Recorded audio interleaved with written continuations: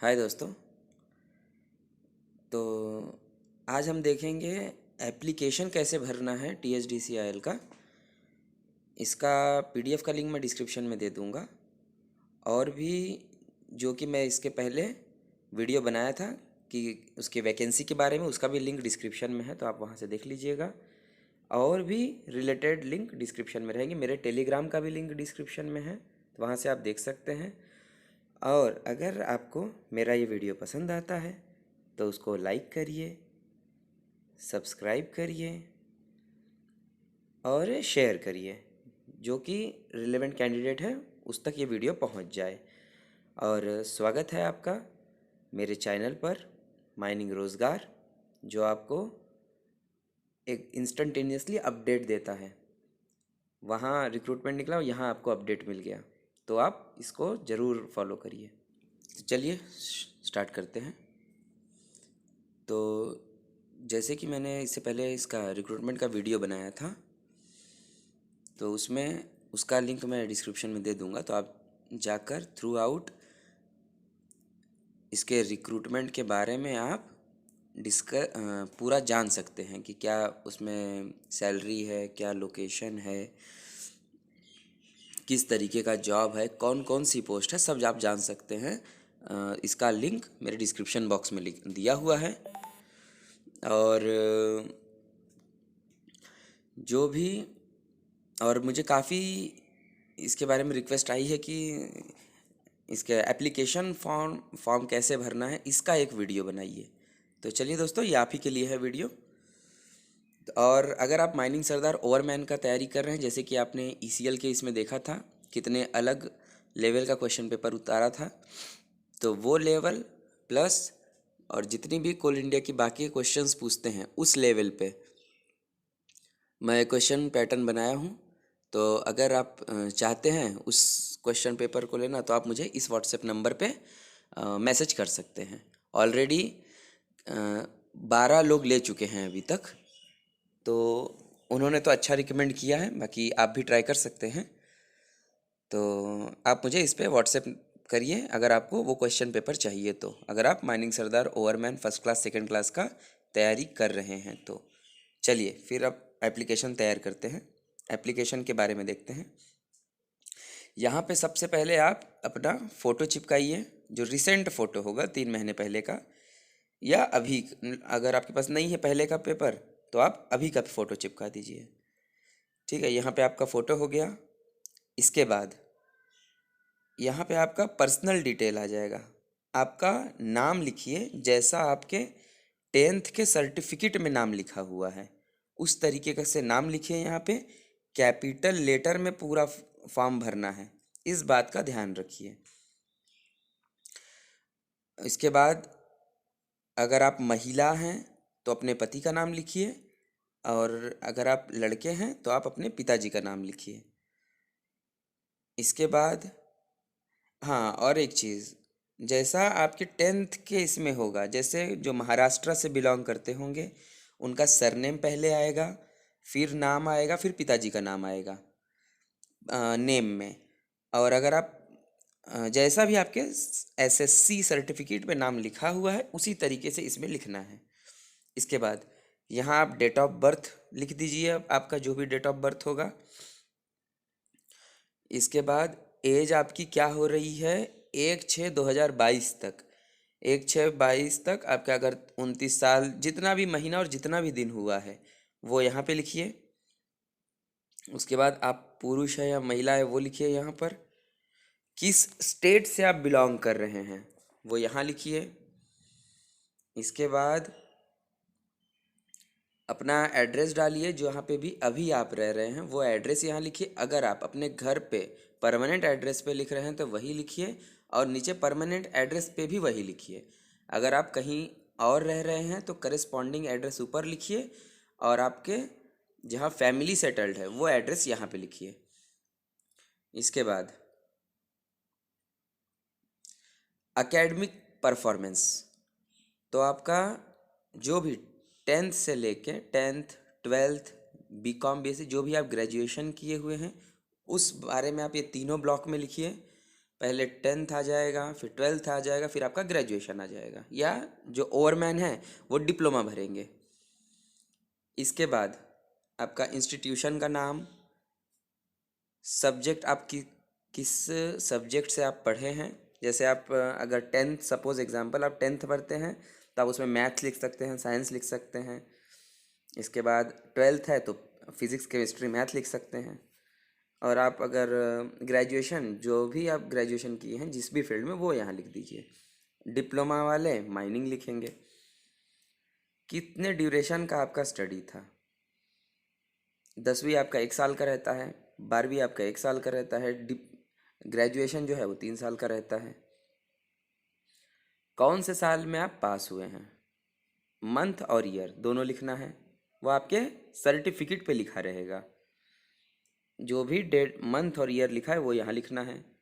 कितना आपका एग्रीगेट मतलब परसेंटेज आया हुआ है आपको, वो यहाँ लिखना है। आप डिस्टेंस में पढ़े हैं या रेगुलर कॉलेज जाके पढ़े हैं, वो यहाँ लिखना है। इसके बाद प्रोफेशनल क्वालिफिकेशन, अगर किसी व्यक्ति के पास, किसी भी कैंडिडेट के पास अगर ग्रेजुएशन से भी ऊपर का अगर क्वालिफिकेशन है तो वो यहाँ आएगा, प्रोफेशनल क्वालिफिकेशन। इसके बाद जो भी ये दोनों कॉलम में एडिशनल क्वालिफिकेशन, ये दोनों इसमें वही आएगा। अगर आप पोस्ट अपने ग्रेजुएशन लेवल से भी अगर आप ऊपर पढ़े हैं तो, डिप्लोमा के बाद अगर आप ग्रेजुएशन किए हैं तो वो भी आएगा। इसके बाद और एक चीज़, अगर आपका एग्रीगेट मार्क जो सीजीपीए में है अगर, तो उसको 10 से मल्टीप्लाई करके यहाँ पे लिख दीजिए। जैसे यहाँ पे दिया हुआ है कन्वर्ट इनटू परसेंटेज, तो उसको परसेंटेज में आप पहले कन्वर्ट करिए। आपके रिजल्ट के पीछे में दिया होता है, सारी यूनिवर्सिटी का अलग होता है, जनरली 10 से मल्टीप्लाई कर देते हैं जो भी आपका पॉइंटर रहता है उससे। तो आप अपने सर्टिफिकेट पे पहले देख लीजिएगा कि किस तरीके से आपका पॉइंटर दिया हुआ है। इसके बाद आपका कैटेगरी क्या है वो यहाँ लिखिए। आप फिजिकली हैंडीकैप हैं या नहीं वो यहाँ लिखिए।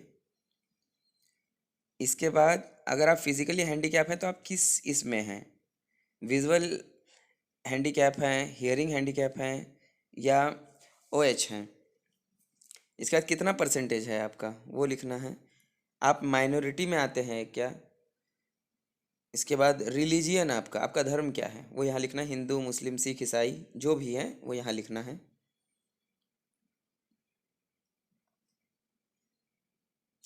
इसके बाद ये आ गया आपका डिटेल्स ऑफ एक्सपीरियंस।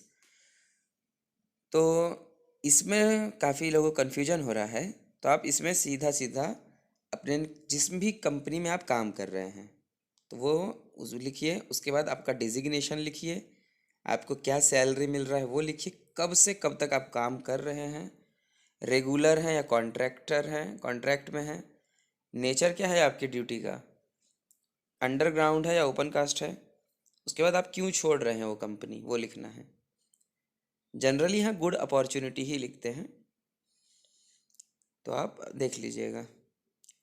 इसके बाद हाँ, आप इस ईमेल आईडी पे अपना जितना भी एक्सपीरियंस का डिटेल है वो मेल ज़रूर कर दीजिए। वो मेल बोला है करने के लिए।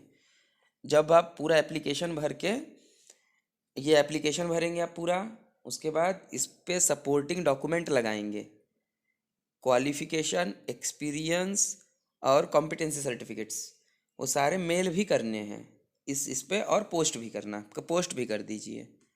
जो एड्रेस मेरे पिछले वाले वीडियो में दिया हुआ है एड्रेस, तो आप उस वीडियो को आप लिंक में जाकर देख सकते हैं। इसके बाद पोस्ट क्वालिफिकेशन एक्सपीरियंस, आपके पास आपका एजुकेशन ख़त्म होने के बाद आपके पास कितना एक्सपीरियंस है वो यहाँ लिखना है, ईयर्स और मंथ में। इसके बाद please write about the nature of your present assignment role and your responsibility. अगर आप presently, if you are working anywhere in any company, then write here your your experience regarding your job assignment in this block you write about your present experience. आप किस responsibility में आप काम कर रहे हैं वो यहाँ लिखिए। उसके बाद आपने अपने प्रेजेंट ऑर्गेनाइजेशन में कुछ नया काम किया है, वो करंट असाइनमेंट में लिखिए। कोई अचीवमेंट है आपकी वहाँ पर, वो यहाँ लिखिए। ये सब काम में आता है इंटरव्यू में।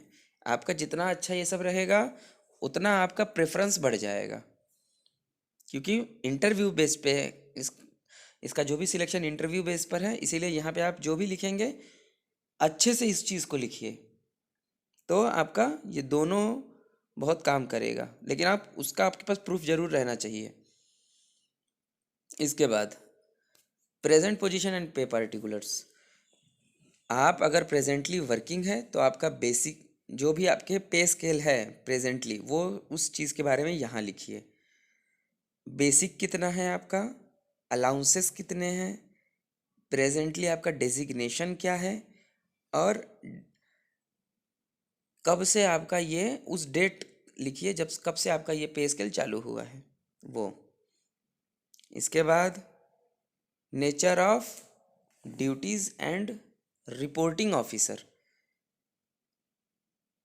आपका जॉब क्या है और आप रिपोर्ट किसको करते हैं वो लिखना है यहाँ पर।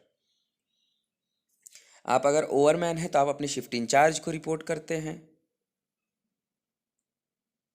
ठीक है। आप जो भी नेचर है आपका, माइनिंग सरदार हैं तो आप ओवरमैन को लिख सकते हैं, शिफ्ट इंचार्ज को लिख सकते हैं। इसके बाद रेजिग्नेशन के बारे में, notice period to be serve on resignation. अगर आप प्रेजेंटली वर्क कर रहे हैं तो आपका नोटिस पीरियड कितने दिन का है वो यहाँ लिखिए।